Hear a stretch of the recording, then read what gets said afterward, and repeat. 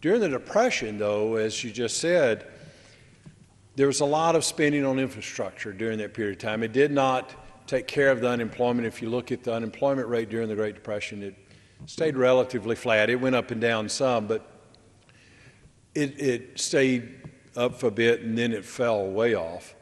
In spite of all the big government spending and all the spending on infrastructure. Back then, though, under the Roosevelt administration, they created the WPA and CCC camps and things like that, and they put people who are on government welfare to work, building all that infrastructure. Now we're paying people to not work. And so things have changed. It's gotten even worse, hasn't it? It really has. Let me just jump in for a moment. You know, the charts that you chose actually have a relationship to each other, which you alluded to the mechanics of what that connection is. And that is, when the government creates a job by hiring somebody, it does create a job. The problem is it kills two other jobs in the private sector. And so you think to yourself, hey, if we have unemployment, let's, for the temporary sense, let's get the government to spend some money, hire a bunch of people. That'll take care of the problem in the short term. Maybe the economy will rebound, and then maybe the government may shrink and more private sector jobs come along. Not so.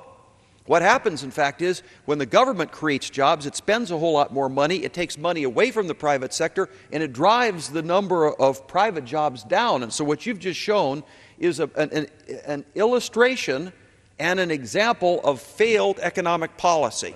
It's a failed economic policy which we should have known from Henry Morgenthau that it wasn't any good and it wasn't going to work. He said, look, we've tried spending money. We're spending more than we've ever spent before, and it doesn't work. Now we're turning around, doing it over again. 8 years of the administration, we've just as much unemployment as when we started, and an enormous debt to boot. So what are we doing now? Oh, we're repeating the same foolish policy. Here it is. Nobody really wants to look at this graph. This is deficit under the Democrat budgets. Now, I'm a Republican, and I'll admit that we spent too much money when President Bush was president. It wasn't as bad as it could have been. People didn't know how bad it could be. Now we do. Take a look at that. The very worst year of President Bush's spending was when in the Pelosi Congress here in 2008. That was his highest amount of deficit in a given year. That's 1/3 of what it was under Obama the next year, and this is even more so. If you take a look at... I do yield. Thank you. I wanted to put some perspective on 2008, too. That's when the president's chief economic advisor, I guess, the Treasury Secretary, told him that the sky was falling and we needed to pass a Toxic Assets Relief Program, or TARP, that many Republicans voted against. Because I didn't buy the Democratic Treasury Secretary under a Republican president, because that's exactly what Hank Paulson is. He's a Wall Street insider, a Wall Street banker. Wall Street believes in big government. That's the reason they support Democrats, overwhelmingly support Democrats financially.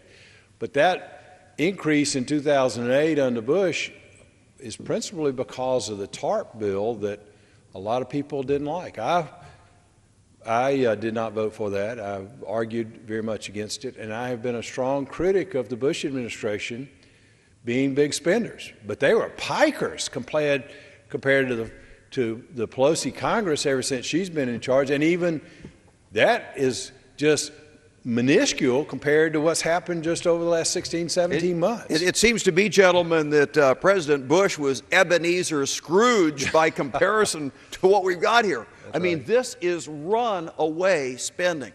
And this is created not just by TARP, not just by the, quote, jobs bill, where we just dumped all kinds of money into increasing various government handouts and things. It wasn't concrete and roads. It was just government handout kinds of things.